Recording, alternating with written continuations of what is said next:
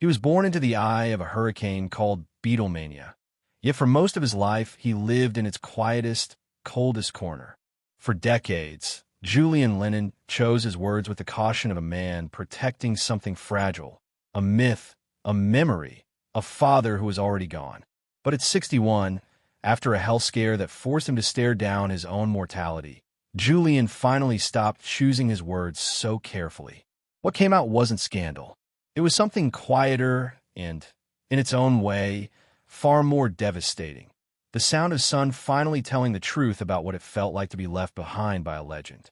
This isn't a story about the music. It's a story about the cost of being John Lennon's first son. Julian Charles Lennon arrived on April 8, 1963, at the exact moment Beatlemania was exploding across Britain and about to spill over into the rest of the world. His birth wasn't met with the ordinary fanfare of a new family. It was managed, almost hidden. John Lennon's marriage to Julian's mother, Cynthia, was kept out of the press for fear it would damage his appeal to the legions of teenage fans who needed to believe their idols were single and available. Cynthia herself has written about how she was, in effect, asked to disappear, to raise their son largely out of public view, while her husband's fame consumed every hour of his life. By all accounts, John was moved when he first held his newborn son. But the tour schedule didn't pause for sentiment. Days turned into weeks on the road, and weeks turned into a pattern that would define Julian's childhood, a father who existed more as an idea than a presence. Julian and his mother lived together in relative normalcy for his first 5 years. But even then, normal meant a father who was frequently absent, chasing a career that had outgrown the shape of an ordinary family. Even the physical distance mattered. When John did make time to see Julian, it was often overseas or during brief stopovers between tours, snapshots of connection rather than a sustained presence. Cynthia later wrote about how confusing this was for a small child, a father capable of extraordinary tenderness in short bursts, who would then disappear again for weeks at a time. Those early years set a template Julian would recognize again and again throughout his childhood. Warmth followed by absence, followed by more absence, followed by another brief burst of warmth just long enough to make the next disappearance sting even more. Everything changed after 1968, when John's marriage to Cynthia collapsed following his relationship with Yoko Ono. For young Julian, not yet 6 years old, this marked the true beginning of a life defined by distance.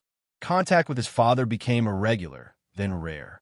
Paul McCartney, not John, was the one who noticed the pain the divorce was causing the boy, and it was Paul, driving out to visit Cynthia and Julian, who wrote a song to comfort him. That song became Hey Jude, one of the most beloved recordings in music history. For years afterward, Julian would describe how strange and moving it was that his father's bandmate, not his father himself, had provided the emotional anchor he needed during that period. John Lennon, meanwhile, was transforming into something larger than a musician, a global symbol of peace, protest, and generational conscience. The man who sang about love and unity to millions was, by Julian's own later accounts, inconsistent and often unreachable at home. There were long stretches with no calls, no visits, no acknowledgement of birthdays or school milestones. Julian has said that during much of his adolescence, he simply learned not to expect his father to show up, because expecting less hurt less than being disappointed again and again. It's worth remembering, John Lennon didn't hide his complicated feelings about fatherhood. In a widely discussed 1980 interview given shortly before his death, he addressed Julian's unplanned conception with a line that stunned fans for its bluntness, essentially remarking that Julian existed because circumstances, not intention, had brought him into the world. Whatever context surrounded that comment, it became one more data point in a pattern Julian had already lived through, a father whose love, when it appeared, often arrived wrapped in complication. There's a particular cruelty in the timing of it all. Julian was around 5 years old, the exact age children start to form lasting memories, when his parents' marriage ended and his father effectively exited daily life. That means some of Julian's earliest coherent memories of childhood are memories of loss rather than presence. It's part of why Hey Jude carries such weight in his story. It wasn't just a kind gesture from a family friend. It was, in a very real sense, one of the first pieces of concrete evidence Julian had that someone in his father's orbit was paying attention to what he was going through. While John Lennon's fortune ballooned into one of the largest in music history, Cynthia and Julian lived nowhere near that level of comfort. Cynthia worked to provide for her son, and the public image of a boy swimming in Beatles money didn't match the modest reality of their day-to-day life. There was a trust established at the time of the divorce, intended to give Julian a lump sum once he reached adulthood, but it was a fraction of what his father was earning at the height of his career. For Julian, the disparity wasn't just financial. It became an early symbol of how differently he and his father's growing legend were being treated by the world. Then, on December 8th, 1980, everything about Julian's relationship with his father was frozen in place forever. John Lennon was murdered outside his home in New York, and whatever chance existed for the two of them to repair their bond simply vanished. Julian was 17. He wasn't a small child grieving an abstract loss. He was old enough to understand exactly what had been left unfinished between them, and now there would never be a resolution. There's an irony that's followed Julian for most of his adult life. The public has always assumed that being John Lennon's son meant a childhood of extraordinary privilege. The reality, by Julian and Cynthia's own accounts, looked much more ordinary. A working single mother, a fixed maintenance arrangement, and a boy who grew up watching his father's face multiply across magazine covers and record sleeves, while his own day-to-day life stayed comparatively modest.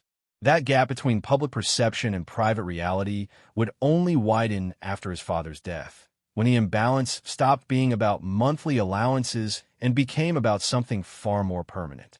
What followed was, in many ways, more painful than the loss itself. When John Lennon's will was made public, Julian discovered he had been left out of it entirely. The estate, valued in the hundreds of millions, passed into a trust controlled by Yoko Ono, with Julian's much younger half-brother Sean as the named beneficiary alongside her. Julian was left with only the modest trust arranged years earlier at the time of his parents' divorce, a fraction of what a court would likely have awarded him under standard inheritance law had there been no will at all. For Julian, the fight that followed was never really about the money.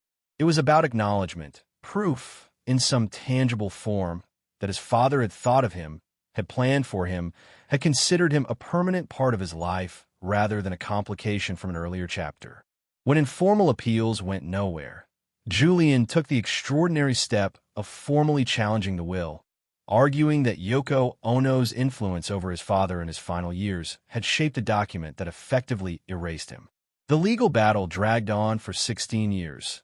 16 years of filings, negotiations, and emotional exhaustion, playing out while the rest of the world continued to celebrate John Lennon's message of peace and love.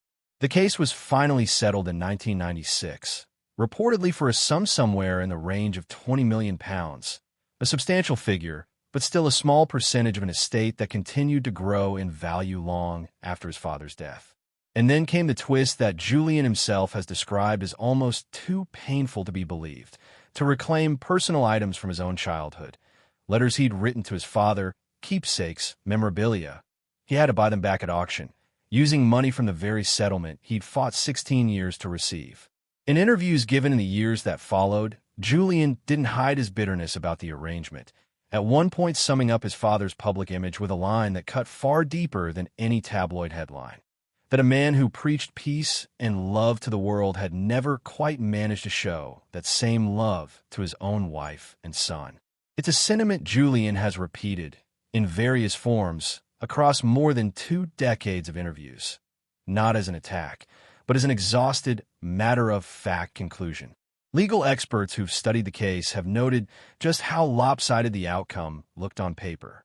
Under standard inheritance law, a child in Julian's position might have expected to receive a substantial share of an estate of that size had there been no will directing everything elsewhere. Instead, the settlement Julian eventually accepted represented only a small fraction of what his father's fortune was worth, and a far smaller fraction of what it would go on to be worth in the decades that followed, as Beatles catalog rights and licensing continued generating enormous revenue. For Julian, walking away from a court battle after 16 years, even with a meaningful settlement in hand, wasn't really a victory. It confirmed the exact thing he'd feared since he was a teenager, that in his father's eyes, or at least in the eyes of the people managing his father's legacy, he had never fully belonged. Despite everything, Julian built a genuine career of his own. He released albums, toured internationally, and later expanded into photography, filmmaking, and philanthropy, including founding the White Feather Foundation to support environmental and humanitarian causes, a project that, in its own way, continues the message his father was known for, but through Julian's own voice rather than his father's shadow. For years, every interview eventually circled back to the same unavoidable question: what was it like being John Lennon's son? And for years, Julian answered with visible restraint, careful not to tarnish the public's image of his father, even while privately carrying the weight of everything that had gone unresolved between them. That restraint came at a cost. It meant decades of swallowing frustration, decades of softening the truth so the myth could stay intact for the millions of fans who needed John Lennon to remain the peace and love icon they'd built their own memories around. But restraint has a shelf life. And for Julian, that shelf life ran out the moment his own mortality suddenly became a very real, very immediate possibility. In December 2024, while in New York promoting his photography book, Julian received an urgent call from his Los Angeles dermatologist. Tests had identified melanoma, the most serious and potentially deadly form of skin cancer, on his skin, along with a second concerning site. It wasn't a diagnosis that allowed for delay. Julian canceled his remaining plans, flew directly back to Los Angeles, and went straight from the airport into emergency surgery, where doctors removed the affected tissue from his shoulder and forearm with wide margins in hopes of catching it before it could spread. He later described the emotional whiplash of that day publicly, the jolt of going from ordinary work commitments to confronting the possibility that his life could be cut short, seemingly out of nowhere. It wasn't the first time he'd faced a cancer scare. He'd been treated for a related skin cancer years earlier and credited the same dermatologist with catching it in time. But this second scare landed differently. At 61, an age his father never got to reach, Julian found himself doing the kind of reckoning that a life-threatening diagnosis tends to force on people. What exactly had he inherited from his father, beyond a name that opened doors and invited endless comparison?